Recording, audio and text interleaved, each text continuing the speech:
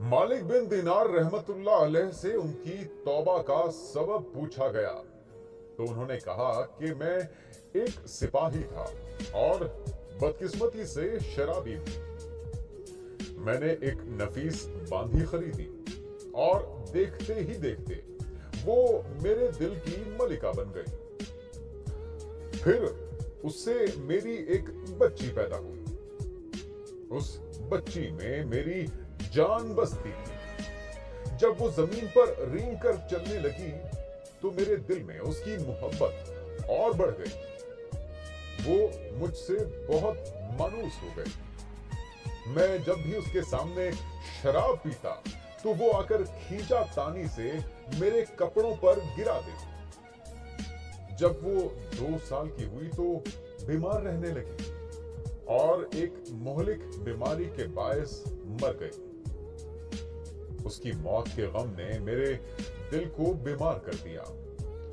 वक्त गुजरने के साथ साथ मेरा दर्द और बढ़ता गया। मैं दिन रात शराब के नशे में धुत रहने लगा। वो रमजान की 15 तारीख थी और जुम्मे की रात जब मैं शराब के नशे में मदहोश था। मैंने ईशा की नमाज भी नहीं पढ़ी। ख्वाब में देखा कि सूर फूंक दिया गया है और कयामत कायम हो गई है। मुर्दे कब्रों से उठाए गए हैं और तमाम मखलूक जमा हो गई। मैं भी उन्हीं में शामिल था। मैंने अपने पीछे से आहट सुनी तो मुड़कर देखा। वहां एक बहुत बड़ा काले रंग का अजदहा, आंखें नीली, जो मुंह खोले मेरी ही तरफ दौड़ रहा था। खौफ और दहशत के मारे मैं भागा। रास्ते में एक बुजुर्ग के पास से गुजर हुआ। मैंने उन्हें सलाम किया। उन्होंने जवाब भी दिया।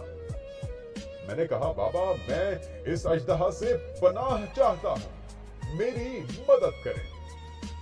तुझे अल्लाह पनाह देगा। कहने लगे, मैं कमजोर और ज़ईफ हूं, जबकि ये अजदहा बहुत ताकतवर है। मेरे बस में नहीं। तुम यहां से भाग जाओ। शायद अल्लाह ताला तुम्हारी निजात की कोई सूरत बना दे। मैं और आगे भागा।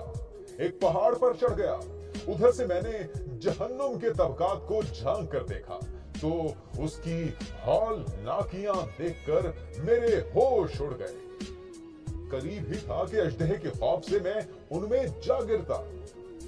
मुझे किसी ने आवाज देकर कहा कि चलो यहां से, तुम यहां के रहने वाले नहीं हो। मैं उसकी बात से कुछ मुतमईन हुआ और वहां से वापस लौटा, लेकिन अजदहा मेरे पीछे पीछे था।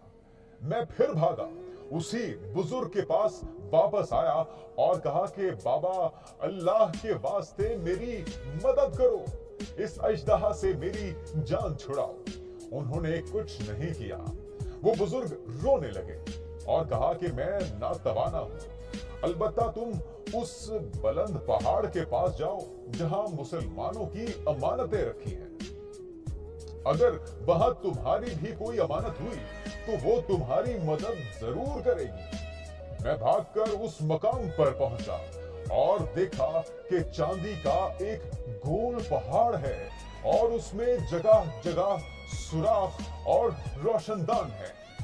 पर्दे लटके हैं और हर रोशनदान पर सोने के दुपट्टे हैं। उनके कब्जे याकूत के और आराइश मोतियों की है। हर पट पर एक रेशमी पर्दा है। मैं ये देखकर फौरन उस पहाड़ की तरफ भागा और वहां भी अजदहा मेरे पीछे था। जब मैं पहाड़ के करीब पहुंचा तो एक फरिश्ते ने मुझे आवाज दी, पर्दे हटाओ, दरवाजा खोल दो। शायद इस हाजतमंद की यहां कोई अमानत हो जो इसे इसके दुश्मन से निजात दिला दे। मैंने देखा कि पर्दे हट गए और दरवाजे खुल गए और उन रोशनदानों से बहुत से बच्चे मेरी तरफ झांकने लगे। उन बच्चों के चेहरे चांद की माने थे। अजदहा मुझे खाने ही लगा था कि इतने में नूर के झुरमट में तीर की सी तेजी से एक बच्ची आई। उसने अपने बाएं हाथ से मुझे पकड़ा और दाएं हाथ को अजदहे की तरफ बढ़ा दिया, जिससे बिलाखिर वो अजदहा वहां से भाग गया। ये मेरी वो बच्ची थी जो मर गई थी। उसने मुझे बिठाया, खुद मेरी गोद में बैठी और मेरी दाढ़ी पकड़कर कहा कि ऐ मेरे बाबा जान, क्या मोमिनों के लिए वो वक्त नहीं आया कि उनके दिल अल्लाह के जिक्र के लिए झुक जाएं? मैं रोने लगा और कहा कि ऐ बेटी, क्या तुम लोग भी कुरान को जानते हो? उसने कहा, हम तो इसे आपसे भी ज्यादा जानते हैं। मैंने कहा कि बेटी, उस अजदहा के बारे में बताओ। वो बोली, बाबा जान, ये आपके बुरे अमाल हैं जिनको आपने इतना ताकतवर बनाया, वो आपको जहन्नुम की आग में डुबोना चाहते हैं। फिर मैंने कहा कि उस बुजुर्ग के बारे में बताओ, वो कौन थे? उसने कहा, वो आपके नेक अमाल हैं जिन्हें आपने इतना कमजोर कर दिया है कि अब वो आपके बुरे अमाल का मुकाबला नहीं कर सकते। मैंने कहा, बेटी, तुम इस पहाड़ पर क्या कर रही हो? उसने कहा कि हम सब मुसलमानों के बच्चे हैं, हम कयामत तक यहीं रहेंगे और जब आप आएंगे तो हम आपकी बख्शिश करवाएंगे। मालिक बिन दिनार रहमतुल्लाह अलैह फरमाते हैं कि मैं घबरा कर उठा और उस सुबह मैंने शराब छोड़ दी और अल्लाह ताला से सच्ची तौबा की। ये है मेरी तौबा का सबब। तो इस वाकये से नाज़रीन हमें ये सबक मिलता है कि औलाद अगर बचपन में फौत हो जाए तो मायूस नहीं होना चाहिए, बल्कि अल्लाह की रजा समझकर इसमें राजी होना चाहिए, क्योंकि यही नाबालिग औलाद ही आखिरत में काम आने वाली है। अल्लाह हम सबको इस पर अमल करने की तौफीक अता फरमाए। आमीन सुम आमीन।